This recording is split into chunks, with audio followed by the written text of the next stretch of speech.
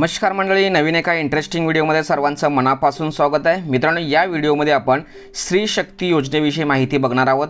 या स्त्री शक्ती योजनेअंतर्गत व्यवसाय करण्यासाठी महिलांना तब्बल 25 लाख रुपये कर्ज मिळतं आणि यासाठी कोणत्याही प्रकारचं तारण तुम्हाला ठेवण्याची गरज नाहीये, परंतु ही योजना काही ठराविक बँकांमध्ये सुरू आहे। कोणत्या बँकांमध्ये सुरू आहे, कोणत्या महिलांना या योजनेचा लाभ मिळू शकतो, याविषयी सविस्तर माहिती या व्हिडिओमध्ये बघणार आहोत। चॅनलवरती जर नवीन असाल तर कृपा करा, चॅनल सबस्क्राइब करा। अशाच महत्त्वपूर्ण अपडेट या चॅनलवरती येत असतात। चला तर मित्रांनो, व्हिडिओला सुरुवात करूया। मित्रांनो, सरकारची स्त्री शक्ती योजना ही महिलांसाठी एक वरदान ठरलेली वेगळ्या प्रकारची सरकारी योजना आहे। ही योजना महिला उद्योजकांना कर्जाच्या स्वरूपात सवलती देऊन आधार देत असते। महिला उद्योजकांना त्यांच्या राज्य सरकारच्या EDP म्हणजेच काय तर उद्योजकता विकास कार्यक्रम अंतर्गत नाव नोंदणी करून या योजनेचा लाभ घेता येतो। यामध्ये 2 लाख रुपयापेक्षा जास्त कर्जावर काही अंशी व्याज सवलत देऊन तुम्हाला सहज पद्धतीने कर्ज मिळते।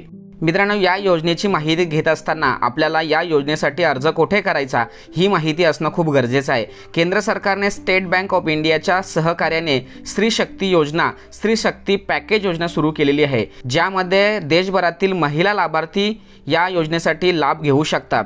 स्त्री शक्ती पॅकेज योजनेतून कमी दरात कर्ज दिलं जातं। ही कर्ज प्रक्रिया अतिशय सोप्या पद्धतीने पूर्ण केली जाते। स्त्री शक्ती पॅकेज योजनेचा लाभ घेण्यासाठी तुम्ही स्टेट बँक ऑफ इंडियाच्या कोणत्याही शाखेमध्ये अर्ज करू शकता।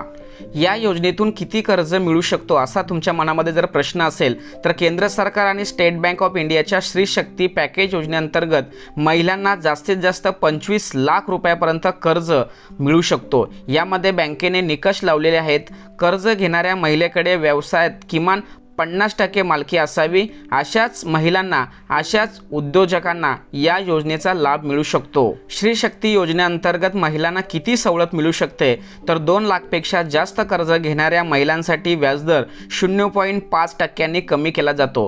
सूक्ष्म, लघु, मध्यम उद्योगांमध्ये नोंदणी केलेल्या कंपन्यांसाठी कर्ज मर्यादा 50,000 रुपयापासून ते 25 लाख रुपयापर्यंत ठेवण्यात आलेली आहे। स्त्री शक्ती पॅकेज योजनेअंतर्गत फक्त 5% किंवा त्यापेक्षा कमी व्याज आकारले जाते।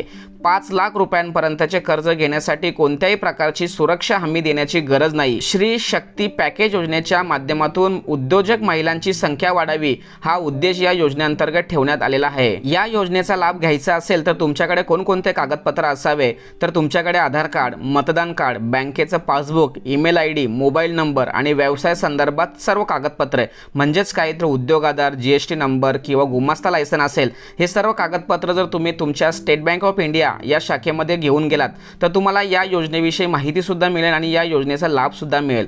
अशा पद्धतीने मित्रांनो, स्त्री शक्ती योजनेविषयी आपण या व्हिडिओमध्ये माहिती जाणून घेतलेले।